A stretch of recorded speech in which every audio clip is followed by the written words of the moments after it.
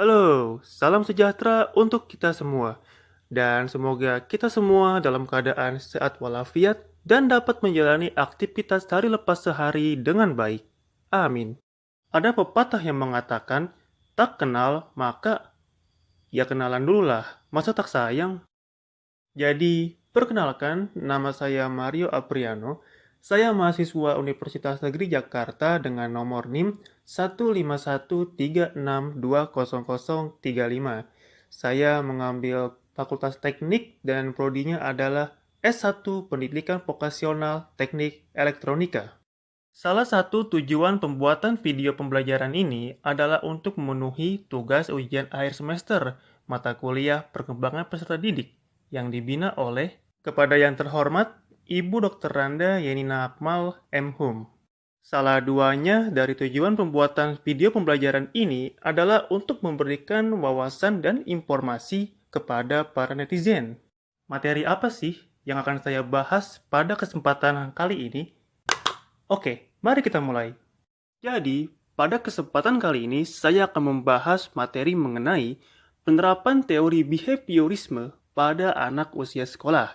Ya, rentan usia anak sekolah kalau kita tinjau dari TK sampai SMA itu sekitar 4 sampai 18 tahun.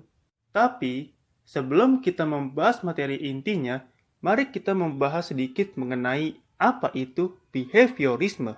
Jadi begini, tokoh yang pertama kali mempelopori behaviorisme adalah John Brodus Watson. Dia merupakan seorang ahli psikologi yang berasal dari Amerika Serikat. Watson menyatakan bahwa perubahan tingkah laku seseorang itu diakibatkan dari adanya interaksi antara stimulus dan respon. Nah, dari sini mungkin akan ada beberapa pertanyaan dari kalian. Pertanyaan yang pertama, apa sih stimulus itu? Jadi, stimulus merupakan sebuah rangsangan yang bisa ditangkap atau diterima oleh panca indera. Lanjut pertanyaan yang kedua. Respon itu apa sih? Jadi, respon adalah tanggapan atau reaksi dari stimulus yang telah ditangkap atau diterima. Nah, ternyata stimulus dan respon itu saling berinteraksi. Di mana ada stimulus yang diberikan, di situ ada respon yang menangkap stimulus itu. Pertanyaan nomor 3. Mungkin ada yang bertanya begini, seperti apa sih contoh dari stimulus dan respon itu? Nah, untuk contohnya, mari kita melihat eksperimen John Brodus Watson. Jadi, pada waktu itu Watson mengadakan sebuah eksperimen terhadap seorang bayi yang berusia sekitar 11 bulan. Nama bayinya adalah Albert. Jadi, Albert diberikan seekor kelinci putih yang lucu dan menggemaskan. Ia tidak merasa takut, tetapi ia malah merasa senang dan ingin memegang kelinci itu. Ketika ia ingin memegang kelinci putih itu, secara tiba-tiba muncul seseorang dengan bertopeng yang menyeramkan. Nah, hal ini membuat si Albert itu merasa takut.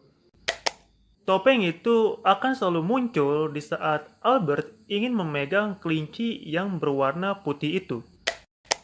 Lama-kelamaan, akhirnya Albert menjadi takut dengan kelinci yang berwarna putih itu. Bukan hanya itu, ia juga takut dengan benda-benda yang berwarna putih. Jadi begini, ketika topeng menyeramkan itu muncul saat Albert ingin memegang kelinci putih itu, ini merupakan sebuah pemberian stimulus. Pemberian stimulus yang berlebihan atau terus-menerus ternyata bisa merubah perilaku seseorang, termasuk si Albert ini, di mana Albert memberikan respon yaitu sebuah rasa takut. Takut sama apa? Takut sama kelinci dan takut sama benda yang berwarna putih. Nah, itu adalah salah satu contohnya. Sekarang kita ke materi inti. Jadi, apakah teori behaviorisme dapat diterapkan pada anak usia sekolah atau dalam dunia pendidikan? Jawabannya adalah bisa. Jadi begini cara penerapannya. Seorang guru memberikan sebuah materi pembelajaran kepada anak didiknya. Ini merupakan sebuah pemberian stimulus. Nah, anak didiknya akan memperhatikan dan memahami materi yang diberikan oleh guru tersebut. Ini dinamakan dengan respon. Guru Dalam memberikan sebuah stimulus, itu dibagi menjadi dua lagi. Ada yang namanya positive reinforcement dan negative reinforcement. Positive reinforcement adalah sebuah pemberian stimulus oleh guru yang dapat meningkatkan daya ingat peserta didiknya. Hal ini bisa ditunjang dari pemberian materi guru yang mudah dipahami, sehingga para peserta didik bisa mengikuti pembelajarannya dengan baik. Jadi anak-anak, apakah kalian memahami materi Bapak? Saya paham, Ya, Pak. paham, Paham, Pak. Bapak. Bagus, bagus. Lanjut. Negative reinforcement adalah kebalikan dari positive reinforcement, yaitu sebuah pemberian stimulus oleh guru yang dapat mengurangi daya ingat peserta didiknya. Hal ini bisa ditunjang dari pemberian materi yang sulit dipahami, sehingga para peserta didik itu tidak bisa mengikuti pembelajaran dengan baik. Jadi anak-anak, apakah kalian memahami materi Bapak? Halo, kok pada diem? Nah, ternyata teori belajar behaviorisme itu lebih mengutamakan atau memfokuskan kepada guru. Jadi di sini, gurulah yang harus aktif dan memiliki sebuah strategi dalam mengajar.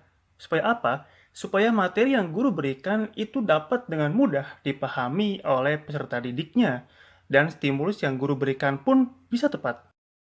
Pemberian stimulus yang tepat itu akan mendapatkan respon yang bagus. Apa responnya? Yaitu sebuah perubahan perilaku dalam belajar. Murid yang awalnya tidak mengerti dan tidak bisa menjadi mengerti dan bisa. Iya, saya rasa hanya ini materi yang bisa saya sampaikan. Kurang lebihnya saya mohon maaf. Semoga bisa bermanfaat. Akhir kata dari saya, terima kasih dan sampai jumpa. Bye.